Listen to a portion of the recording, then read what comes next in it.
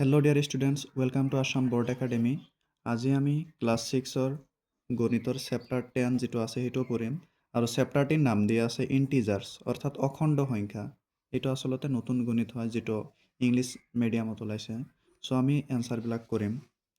So এতিয়া আমি exercise যেটো আছে work it out 1 to sum আমি এই চেপ্টারটি বুঝার আগতে এই যে এইটো দিয়া আছে দ্য মেজিক্যাল ট্রেন অর্থাৎ জাদুকৰী ট্ৰেনখন ৰেলগাড়ীখন আমি বুজিব লাগিব।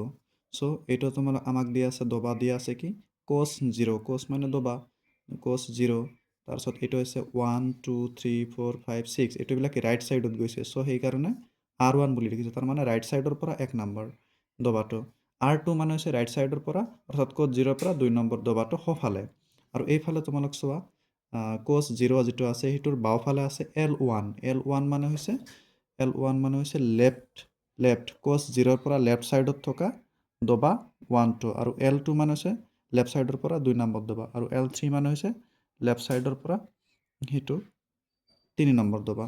সো ট্ৰেনখন নিশ্চয় দা মেজিক্যাল ট্ৰেনখন নিশ্চয় বুজি পাইছা। এতিয়া আমি আহা অনুশীলনীলৈ আগবাঢ়ো। কোৱেশ্চন দিয়া আছে work it out page number 172 first question দিয়া আছে কি সোয়া the welcome course is named as course 0 যে ওয়েলকাম যে কোর্স আছে আদৰণি দবাটোক 0 বুলি কোৱা হয় ক্যান ইউ সে হোৱাই তুমি ক'ব পাৰিবা নাই কিয় কোৱা হয়।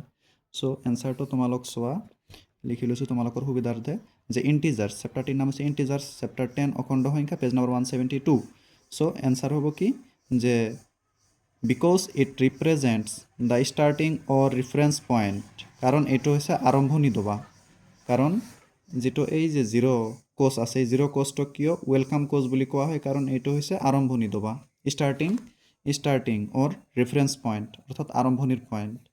এতিয়া আমি কোয়েশ্চন নাম্বার 2 লৈ আগবাঢ়ো দিয়া আছে কি how do you express to move two causes right from the welcome cause কৈছে যে যেটো ওয়েলকাম কোস আছে সেই ওয়েলকাম কোষ্টৰ পৰা ৰাইট সাইডে থকা 2 নম্বৰ কোষ্টটো কি হ'ব।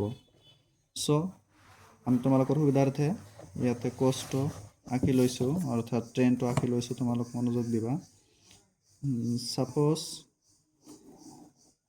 সাপোজ এইটো ট্রেন এইটো হৈছে ওয়েলকাম কোস 0 এইফালে হ'ব R1 এইটো হ'ব R2 এইটো হ'ব R3 এইটো হ'ব R4 নেক্সট এইফালে হ'ব L1 এইটো হ'ব L2 এইটো হ'ব L3 এইটো হ'ব L4 নেক্সট এইটো হ'ব L5 সেম এইফালে R5 দিলো।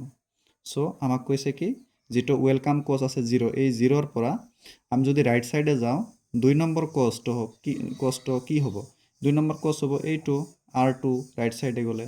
সো এইটো কি হ'ব 2 নম্বৰ সলিউশন এইটো হ'ব +2 কাৰণ আমি যদি বাওফালে আহো এইফালে হ'ব কি মাইনাস আৰু যদি আমি সোঁফালে যাও তেতিয়া হ'ব প্লাস।